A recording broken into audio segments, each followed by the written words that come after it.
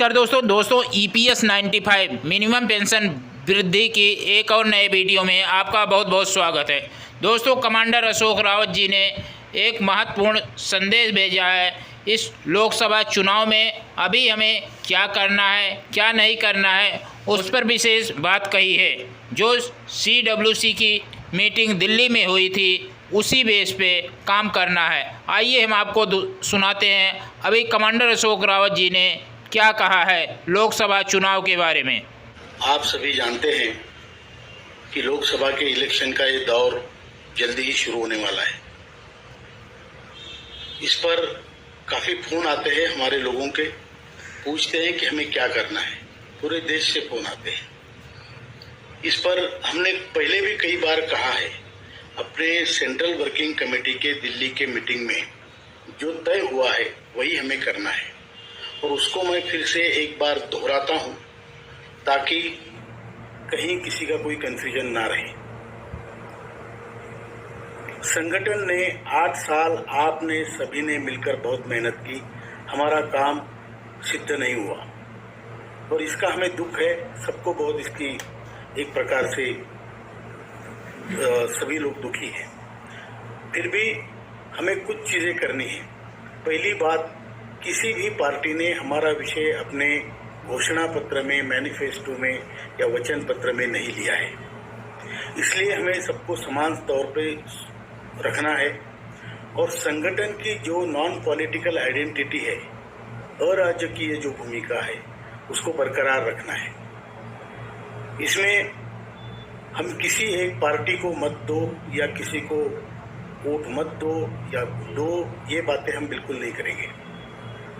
हमने तय किया है कि जो हमारे NSC का कैंडिडेट अगर खड़ा होता है, जैसे कि जामनगर से विजय सिंह जी जडेजा खड़े हैं, और भी कहीं से अगर कोई खड़ा है, तो उसको आप तन मन धन से सहायता करो जो आपसे बन पड़ता है। दूसरी बात, जो सांसदों ने हमें अब तक मदद की है, चाहे वो किसी भी पक्ष पार्टी का हो, उसे मदद करना हमारा कर्तव्य है, हम वो करेंगे। तीसरी बात, जिन्होंने हमें अगर मदद नहीं की है या हमें कोई तवज्जो नहीं दिया है अब तक, उसके बारे में क्या करना है, ये हमारे जिला अध्यक्ष को हमने अधिकार दिए हुए हैं।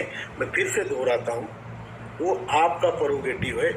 जिला कमेटी में मीटिंग लेके आप ठहराओ और एक संघ होकर किसको मतदान करना है वो आप तय कर सकते हैं। इसमें सेंट्रल कमेटी कोई आदेश नहीं देगी, ये आपके ऊपर निर्भर है, क्योंकि आप जानते हैं आपका कैंडिडेट कैसा है और कौन हमें आगे चल के मदद कर सकता है, ये आपको तय करना है। तो ये दोस्तों, जैसा कि हम सभी को जानकारी है कि लोकसभा चुनाव की घोषणा हो चुकी है, तो दोस्तों अभी EPS 95 पेंशनधारक 8 साल से लगातार अपना मांग को लेकर के प्रदर्शन कर रहे थे, आंदोलन कर रहे थे, लेकिन EPS 95 पेंशनधारकों की राजनीतिक पार्टियों ने नहीं सुना। बार बार आश्वासन दिए, लेकिन आश्वासन नहीं पूरा करने से EPS 95 पेंशनधारकों में रोष भरा हुआ है। अब EPS 95 पेंशनधारकों को क्या करना है, कमांडर अशोक रावत जी ने इस वीडियो में बताया है। दोस्तों, बीजेपी के नेता कहते हैं मोदी की गारंटी, मोदी की गारंटी। मोदी की क्या गारंटी है? जब EPS 95 पेंशनधारकों को 2 बार मुलाकात किए, उन्होंने बताया कि आपका काम वाजिब है, आपका काम ज़रूर होगा, लेकिन प्रधानमंत्री जी के कहने के बावजूद भी EPS 95 पेंशनधारकों का कोई भी काम नहीं हुआ। तो ये ऐसी गारंटी किस काम की? कैसे होगा?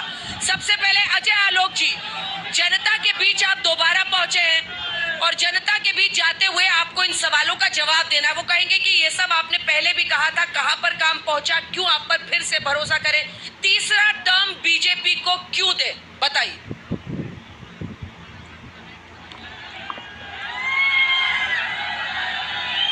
अंजना जी, मेरे हाथ में है मोदी की गारंटी।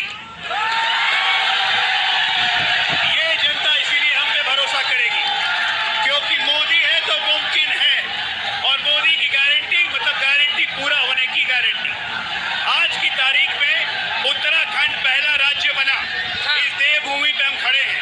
ये पहला राज्य बना जिसने सामान्य UCC, जिसकी यूनिफॉर्म सिविल कोड की हम बात कर रहे हैं, उसमें यहाँ लागू करके दिखाया है। इसको हमने अधिकार दिए हुए हैं।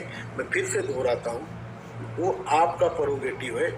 जिला कमेटी में मीटिंग लेके आप ठहराओ और एक संघ होकर किसको मतदान करना है वो आप तय कर सकते हैं। इसमें सेंट्रल कमेटी कोई आदेश नहीं देगी, ये आपके ऊपर निर्भर है, क्योंकि आप जानते हैं आपका कैंडिडेट कैसा है और कौन हमें आगे चल के मदद कर सकता है, ये आपको तय करना है।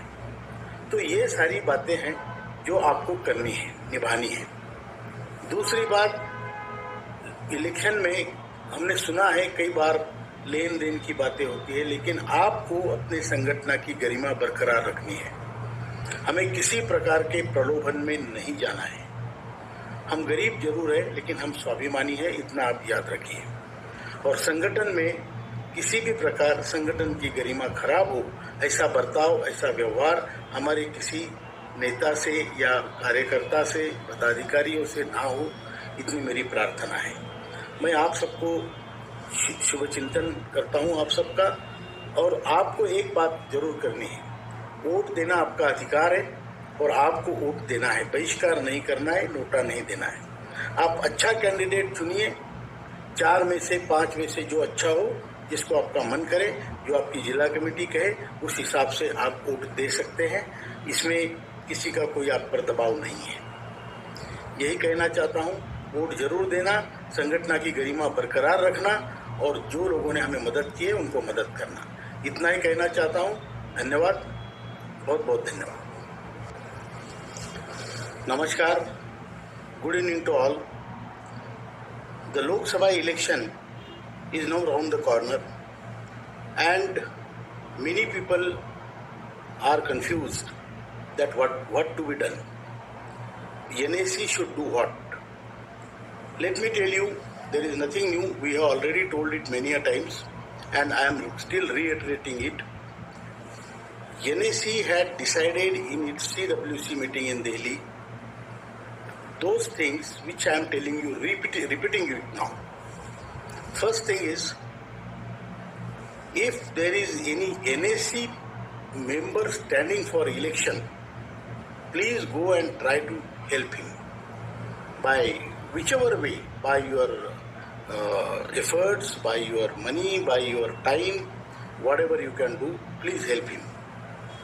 Second thing is, those MPs who helped us during our agitation of prolonged agitation of 8 years, which you all have done. You all have actually did a lot of efforts, and those who helped us, those particular MPs, we must help and see that they will be our representative in the forthcoming Lok Sabha. Second thing is, those who have not helped us or those who have rather ignored us, for them what decision is to be taken in your particular constituency will be decided by the respective district committee and district president. You people can have a meeting and decide that which candidate is suitable for our particular goal achieving, and only to that candidate you all must together vote. Third thing, giving vote is your prerogative and it is your right. As an independent citizen of India, you must exercise that right.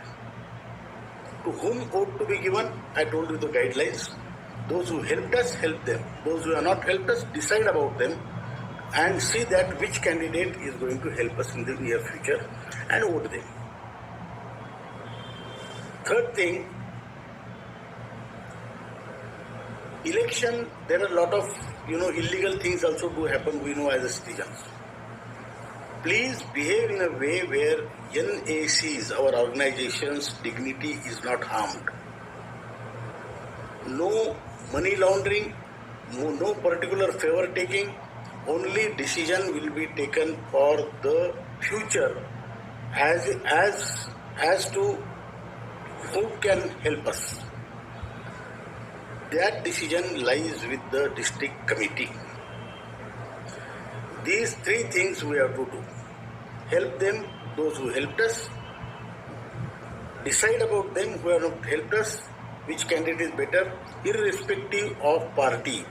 We are non-political organization, and we are preserving our identity as a non-political organization. No party has taken our point or our issue on their manifesto. Therefore, we have to treat everybody equally, and it is up to you to EPS 95 pension धारकों को क्या करना है, commander Ashok Rawat ji ने इस video में बताया है। दोस्तों, ये जानकारी यदि पसंद आई तो वीडियो को लाइक करेंगे, चैनल पर नए हैं तो चैनल को सब्सक्राइब कर लेंगे। मिलते हैं नेक्स्ट वीडियो, वही के लिए धन्यवाद। जय हिंद, जय भारत।